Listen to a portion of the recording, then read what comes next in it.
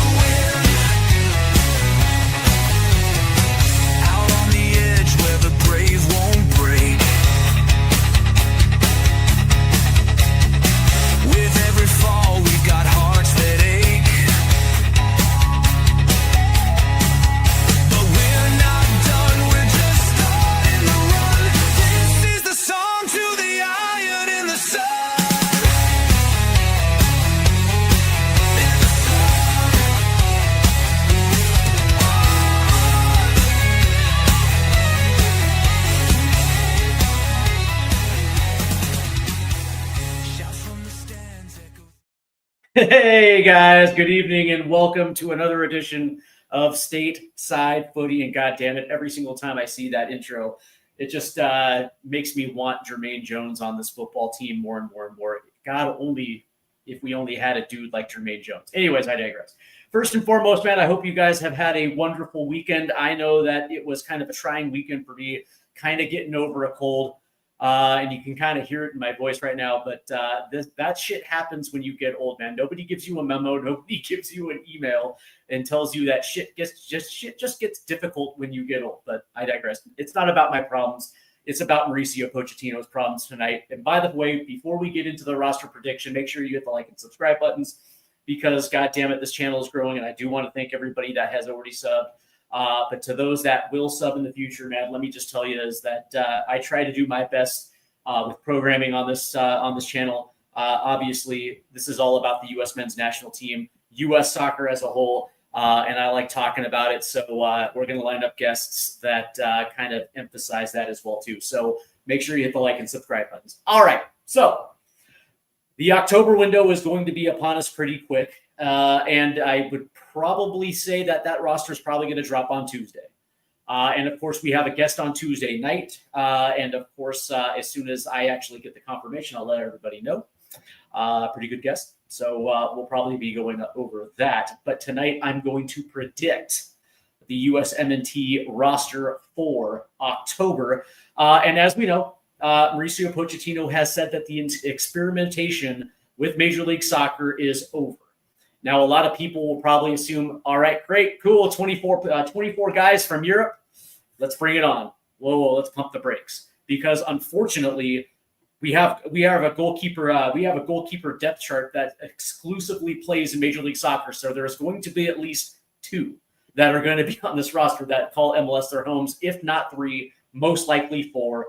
And we're going to get into it. So I just want to, these are my predictions, but I also try to get in the mind of Mauricio Pochettino.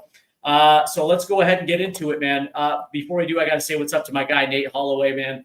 Obviously consistent. I love it, man. Nate, I hope you had a good weekend, man. Let me know how your Rhode Island FC did this weekend as well, too. Last night I was watching Lou City versus Detroit City FC. And of course, Detroit City is my current USL team. Obviously, living in Flint, Michigan, that they are the closest. And looks like Lou City just battered them yesterday. Not really in the score sheet, just kind of physically, but it is what it is. Let me know how Rhode Island did. All right, let's get into it because we are going to start with the goalkeepers here. The interesting thing about it, I was thinking about Matt Freese and I was thinking about NYCFC. Now, of course, Major League Soccer is going to be playing through this international window, which is kind of dumb. But that being said, there are a few teams that I have to keep my eye on because the question of whether or not certain players are going to be called in.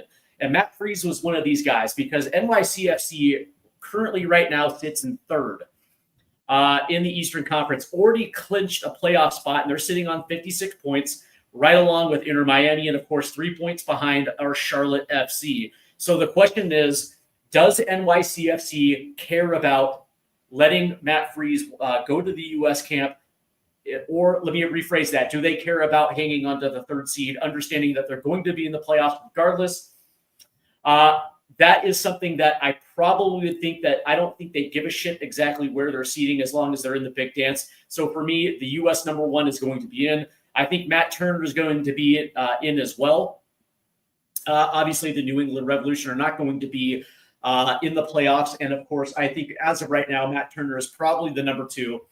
And I have Ethan Horvath coming in, and it's been a while for Ethan in a U.S. men's national team camp. But if you guys pick Chris Brady or Jonathan Klinsmann or whoever, name your third goalkeeper, it doesn't necessarily really matter. The only reason why I have Ethan Horvath on this list is because if you guys have been paying attention to Sheffield Wednesday, you guys know that Ethan Horvath actually has not been playing bad at all. As a matter of fact, he's actually been pretty good considering that team is absolute dog shit. And a quick little rundown. They actually went into administration. I think they're on a transfer embargo, and I think they might even be on a points deduction. I got to check about that last one. But essentially, what it is they can't engage in any transfer business. The only thing they can do is bring in Freese, which was Ethan Horvath. He came in as a free transfer, and of course, those frees have to be approved by the EFL. And he was approved because obviously they needed a goalkeeper, and he's playing behind a back line that's absolute dog shit. It's Swiss cheese, and yet Ethan Horvath has managed to actually play pretty well. Now, is that worthy of calling into the U.S. men's national team camp? Probably not. But that being said, Pochettino hasn't seen him for a while, and so there might be juice left for that squeeze. But again, if you would have said Chris Brady, or if you're seeing Jonathan Klinsmann, it doesn't necessarily matter. He's the third keeper. I can't imagine we're going to see Roman Celentano again. From what I'm hearing of that last cap, there just wasn't really, there really wasn't much there. Although I did hear that, Jonathan Klinsmann did impress a little. So who knows? But that being said, those are my 3, and those are the 3 that kind of make sense considering that the championship does recognize the FIFA international window. So I don't know, man. I think this might be something that's worth bringing in. But that being said, Matt Freese and Matt Turner are going to be the 2 that are probably going to potentially get the playing time. I would probably assume that Freese might get both. But that being said, you never know, especially in that second match against Australia. Maybe this might be an opportunity for Matt Turner to get back on the pitch and remind people exactly why he was, goalkeeper 1 in the 2022 World Cup. Nate Holloway says 2-2 against El Paso. All right, man, the locomotive. Let's turn to the center backs here. Obviously, Chris Richards is CB number 1. Tim Ream is going to be CB number 2. And in this one, I have 5. And a lot of this has to do with the formation. And of course, this formation for me is going to be the 3-4-2-1. And I think that, there was a revelation of some sorts in that last camp. And that was being that, it seemed that Mauricio Pochettino was trying to fit a square peg into a round hole with his 4-2-3-1 narrow. I don't necessarily think that the players necessarily liked it. And I think based off the results, I think that might be true because as soon as they actually went to a formation where a lot of these guys overseas play, there's a level of comfortability with it. And I think it actually suits this actual player pool, whether it's domestic player pool or whether this is European player pool. A lot of these guys simply just understand, understand where they're supposed to be and exactly what is expected of them. And so from that point, when you look at the names on this list, most of these guys play in a back 3 with the exception of Tim Ream and maybe Tristan Blackman. But Chris Richards, 100%. Tim Ream is not going to be not called in. As of right now, those 2 are 100% locked in. But I have Mark McKenzie back in.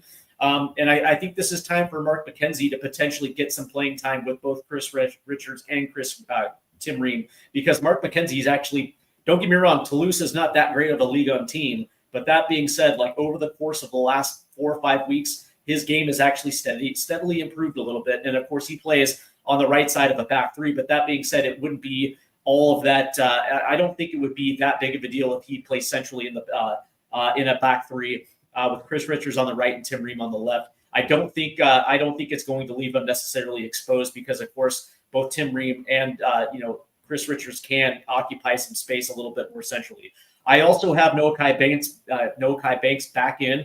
Again, Mauricio Pochettino raves a lot about Nokai Banks, and I would probably assume, even though he's not necessarily getting playing time with club, there are intangibles that he has that actually has impressed Mauricio Pochettino to a point where there's a reason why he got called into September camp with the kind of the same situation club-wise. And there's also could be a potential that he might get some game time. But my fifth center back, now here's the thing. I don't have this set in stone, right? I have Tristan Blackman or Cameron Carter-Vickers. It's either one or the other, right? And I know that Mauricio Pochettino gave a lot of leg room for Tristan Blackman, was absolute dog shit against South Korea, but he seemed to improve in that second match against Japan. Now, was that enough for a third look? I don't know. I only have 5 center backs in this one, and my gut is to say that Cameron Carter-Vickers probably should get called in. When you look at the numbers, granted it's the Scottish League and he plays for the best team in the Scottish League. I understand that, right? But that being said, that dude's in form right now, and he does bring a little bit something that Tristan Blackman does not provide. That being said, what I will say is that if it's me, I kind of want Cameron Carter-Vickers, but it wouldn't wholly surprise me if Tristan Blackman gets called in again. That's all I'm going to say. But that being said, me personally, I think it's those 4 100%. It's almost like the third goalkeeper position, regardless of who gets called in. That fifth center back is probably not going to see the field, especially with Mackenzie and Nokai Banks coming in as well too. I think if there's anybody that's going to switch off, it's going to be that third center back, and it might be just Nokai Banks and Mark McKenzie. That fifth guy is probably there just in case somebody gets injured.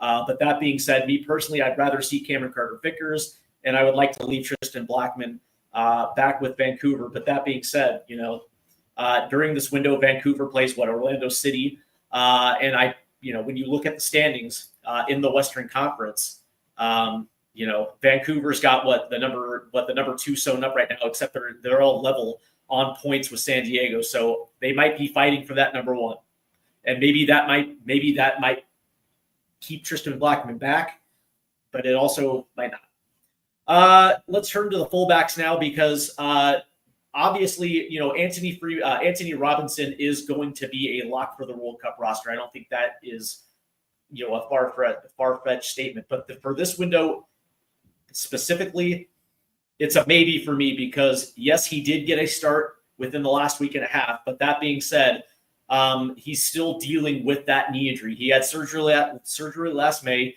He has recovered, but that being said, it's been a slow recovery. And a part of me thinks that he's going to keep him back in England just as a precaution, more rest. And I think Mauricio Pochettino would rather just rely on Fulham's medical team. They're the ones that oversee him from a day-to-day. And so from that standpoint, now here's the thing. Like if he's ready to go, I would probably assume that he comes in. But for me, the way that Mauricio Pochettino takes the position when it comes to players that are kind of on the cusp, whether it's injury related, he usually errs on the side of caution and usually leaves them back with the club. So from that standpoint, my wing backs right now are Serginho Dest and Max Arfson. That would mean Alex Freeman comes back in from Orlando. And I actually probably would think that John Tolkien will probably come in as that fourth wing back from Holstein Kiel. Of course, they compete in the second Bundesliga. But that being said, if Anthony Robinson decides that he wants to come and he's ready to compete, that would obviously leave John Tolkien off this list. But a big part of me thinks that he's going to leave Anthony Robinson back at Fulham, and those are going to be the four wing backs that we're going to see again. And that means another addition of Max Arfson as that left wing back. Maybe this might be a situation where, maybe they decide that maybe Joe Scally comes back in, and we're going to see Serginho Dest on the left with Joe Scally on the right. As of right now, there's no indication that Joe Scally is kind of on the radar. Although me personally, if you ask me, I would rather it be Dest and Scally with, Freeman and Tolkien, but it is what it is, man. It is what it is. For me, like I'm just looking at, Mauricio Pochettino and what his mindset is. And it just seems to me that Scally's going to get left behind because there's something about Freeman that he likes. And the same thing with Arston. But if anybody has watched the two between Arston and Tolkien, it's 100% obvious that Tolkien's the better player, but I digress. CDMs. I got 4. And again, this is going to depend on what Seattle actually values more, because they also have a playoff spot, but they also play in this window as well too. And it's kind of a big window. It's kind of a big match because they are playing Real Salt Lake smack dab right in the middle of it. But again, if we're going off of past windows and how he likes to reward players, it almost makes sense that Christian Roldan probably gets called into this one. But for me, Tyler Adams and Tanner Tessman and Aiden Morris, but specifically Tanner and Morris, all of them deserve to be in here based off of play, because Tanner Tessman right now is playing as one of the best 6s in Ligue 1. And his last 2 matches have been absolutely outstanding. And I think he was man of the match in one of them. Aiden Morris, through his 6-7 matches in the championship, and again, I don't understand the hate towards the championship, but in those 6 matches, he's won 3 man of the match awards as well too. And so all 3 of those definitely deserve to be in. But there is something about Mauricio Pochettino and how much he actually likes Christian Roldan, because he's one of those type of guys whose play isn't necessarily a liability, and that dude's a winner. But not only that, he's a team guy, right? He's the type of guy that doesn't give a shit where you play. Like, we're in here for a reason, and we're here to win. And so he's one of those type of guys that has no problem, chatting up Tyler Adams or chatting up Chris Richards and making sure that they're all on the same page, right? And I think that's something that most Mauricio Pochettino values. So as right now, I have those 4. And of course, it also plays into the next position as well too, because Christian Roldan does have 2 different positions that he can facilitate, and he can play a little higher up the pitch because he does so with Seattle. Speaking of the box-to-box role, I guess the 8, Weston McKennie and Yunus Musa. And here's the weird thing, right? I don't think Weston McKennie actually plays this upcoming weekend, midweek or the weekend with Juventus, whether it's the Champions League or whether it's Serie A. There's just something that, I don't know, man. This doesn't feel like the last couple seasons where he's had to actually prove himself, and then by November, December, he finds himself in the starting lineup. I don't think that it's going to play this season. It's unfortunate because obviously Wes, from everything that I've read, he's actually worked hard this summer to get himself in a good position where he can actually potentially get on the pitch. But for whatever reason, there's just a disconnect between him and his head coach where, I think they're using him as a wing back on the left-hand side. So he's not even really playing his best position when he does see the pitch. And, from everything that I've, been reading right now, it doesn't even look like he's going to feature this week at all, which is kind of sad. But that being said, from everything that Mauricio Pochettino has said over the course of the last month, and he actually even named Wes by name, that I would probably assume that Wes gets called into this one. Same thing with Yunus Musa. And, let's understand why Yunus actually made the move to Atalanta, because he wanted to get playing time in his natural position.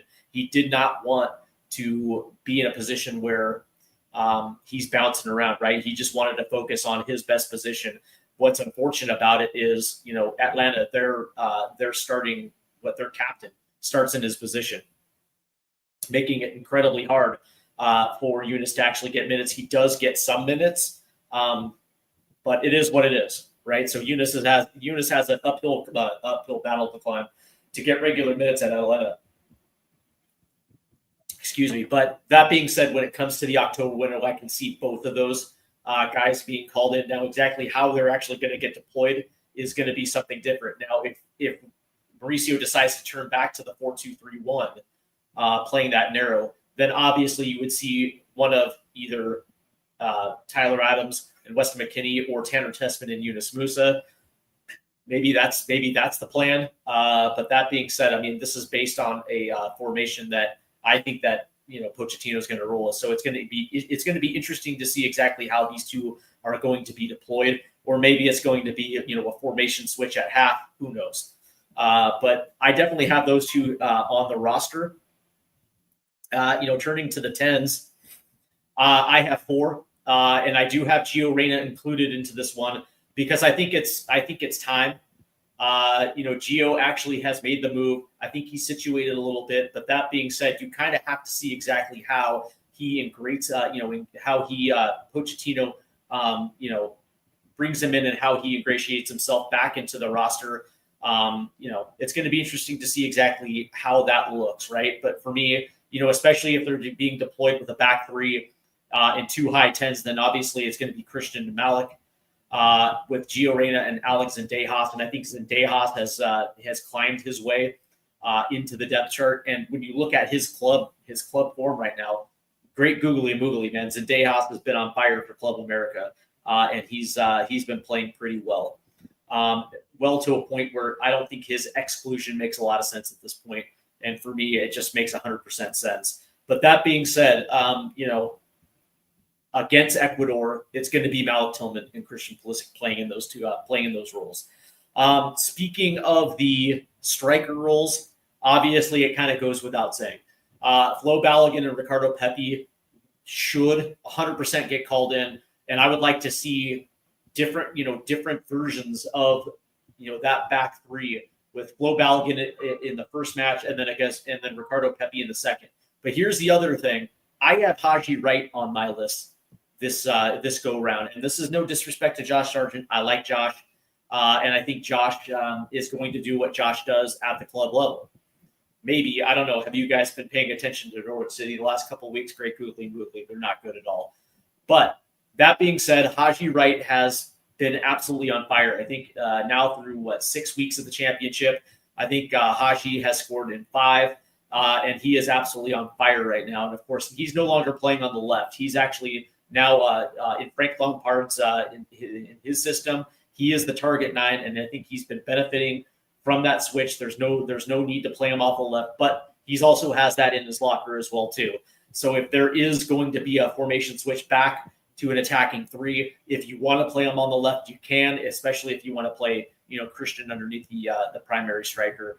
The other guy that should be the other guy that's on this list is and I forgot to include him. This is my bad. Is Tim Weah. Tim Weah will be in this camp as well too. I guess that's a brain fart. He's going to be on this. He's going to be on this list, which means they're probably going to. So you take off the 5th center back or something like that. That was my oversight, and I do apologize. Tim Weah will be on this roster as well too.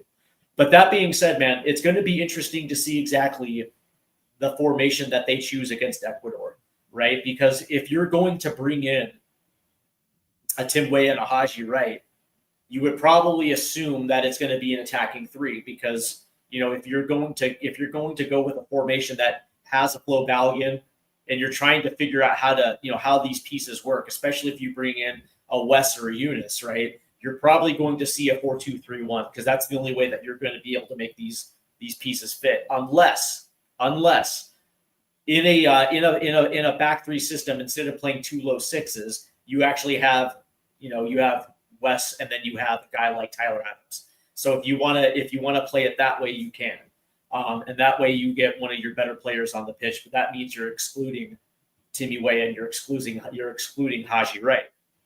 Me personally, I'm okay with that because you can always figure out a way to figure that one out. What's up, Wayne? Hope you're doing well, my guy. How are you feeling after the come from behind thriller yesterday? Let me know. But yeah, from this standpoint, it's pretty cut and dry. I think from the context of this October roster, it kind of goes without saying we're going to see a lot of guys that we should have seen in September. I understand the reason why Pochettino decided to go that way. I don't think this is going to be a situation where we're going to have 13 MLS guys on the roster. I just don't think it necessarily makes sense at this point because eventually, considering that we have the November roster and then we have the March roster, you're going to want to get your best guys in camp and give them as much time as you possibly can because we're a hop, skip, and a jump away from World Cup 2026. And so far, the bulk of the guys that we expect to see in that tournament have yet to actually play with each other, right? And this is going to be the time where you're going to start to do it. Joining right here, hey, what's up, Adrian? Spurs diehards TTID. I'll ask the same question to you, Adrian, as I asked Mr. Wayne Bonner. How are you feeling the day after? Where we had João Plina save our ass against Wolves. Yeah, man. Yeah, I feel the same as That's exactly, Wayne. That's exactly how I feel. It's interesting, man, because I actually felt like we played like dog shit for a good portion of it, to the point by the 80th minute, Spurs had nothing left to show offensively, to the point where it's like they were trying to do anything that they could, hoping something would stick, and it took João Plina to rescue us. But it is what it is, right? So it just goes to show you how far away our attacking three is. But I digress. Anyway, but I will say that I'm curious to know exactly what you guys out there feel. Drop a comment in the chat if you guys could. Let me know exactly the formation you think that this group is going to need to play in. Is it going to be in a back four with a double pivot and attacking three, or do you actually think that a back three with two high tens is something that is going to work well with this group, considering that the last time we saw it was with 2 6s and 2 10s. So you tell me, and let me know exactly how you feel about MLS inclusions, because I do think there's going to be roster spots that are going to be available for certain guys. And judging off the way that Pochettino has rewarded certain guys, I see that happening again. And I know that a lot of people don't think there's certain players that should be included. But that being said, man, and I'll say this again, right? The reason for the constant rotation of MLS players is to find out if there's a diamond in the rough, because there are going to be matches where we're going to be hanging on for dear life, and there's going to be players where, Pochettino is going to look down that bench and he's going to wonder if there's anybody that he can trust. And there's a reason why certain players get called back in, even at the expense of certain European-based players. So I have a feeling that, depending on how certain teams prioritize this upcoming October, whether it's, playoff chases or not, they're going to be asking certain teams if they'll release players. And it's going to be interesting to see which MLS teams say yes or which MLS teams say no. But I would probably think there's a good chance that maybe a Christian Roldan gets called in. Same thing with Tristan Blackman. Now, granted, I don't want either of those players in, but there's a good chance that both will probably be in, if I had to take an educated guess. He says, excellent finish. Yeah, excellent finish. But what about the body? What about the total body of work? Same thing with AK Shags. What's up, man? Hope you're doing well. So let me just finish up by saying that on the good news front is that we're going to see a lot of our US based players in this camp. There's just no way we're going to see like a 12-12 split. I just don't see that. This is going to be like an 85-15 type of split where you're going to get a lot of the European-based players in, because quite honestly, you have to bring them in. A lot of these guys are in form, and a lot of these guys are just make this team so much better. But there's always a but. There are going to be certain players that will get called in just because, whether it's hype or whether it's because Mauricio Pochettino trusts them. So it's probably like the Diego Lunas of the world, Christian Roldan, potentially Tristan Blackman. Yeah, those guys will probably see a roster spot, if I had to take an educated guess. And of course, the two goalkeepers, Matt Freese and Matt Turner. If I had to take a guess, those 5 will be on the roster. I don't think Berhalter is going to get called in. I don't think Jack McLean are going to get called in. I just don't see that, because the position or the Luca Del Torres of the world, just because both Weston McKennie and Yudis Moose are going to get called in, there's just no spot for those two. So from that standpoint, that's when you're looking at the numbers, I would probably assume it's going to be 24 or 25 that get called in this time around. Makes a lot of sense. And so from that standpoint, we're going to see, we're going to see the guys that we want to see. The one name that was omitted for me was Johnny Cardoso, just because he's dealing with an ankle injury. I don't think that he's just not going to be in. And the other name that I left off was Patrick Ajamang. He just got back to Derby County.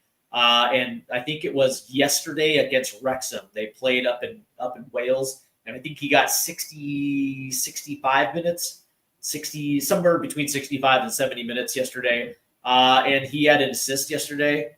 But outside of that, for the most part, he had a hard time getting himself in good positions inside the 18-yard box. Getting him, that being said, Derby County wasn't really all that great. But I will say that he had a hard time against Wrexham's back three. Of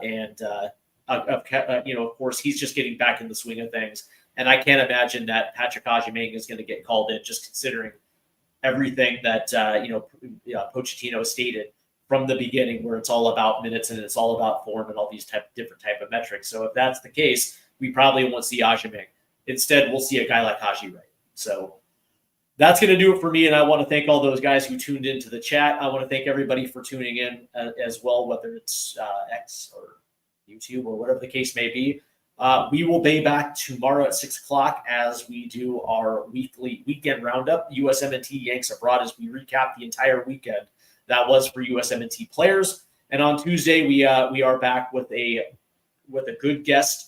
And of course, I'm still waiting for confirmation. And once I have that should be tonight. At some point, I will let everyone know. And of course, that will be Tuesday at 6 o'clock. So I hope you guys enjoyed the weekend, man. I know I did. Spurs won. Yay. Actually, no, we did. We drew with Wolves. It's unfortunate. But outside of that, man, I hope you guys enjoy the weekend, and I hope you guys have a great work week, man. Let's get off to the right foot. And we will see you tomorrow and on Tuesday. So you guys have a great night, guys. Take care.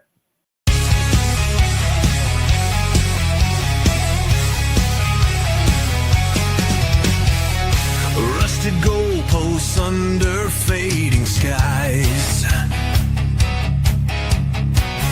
tattered flags waving dreams and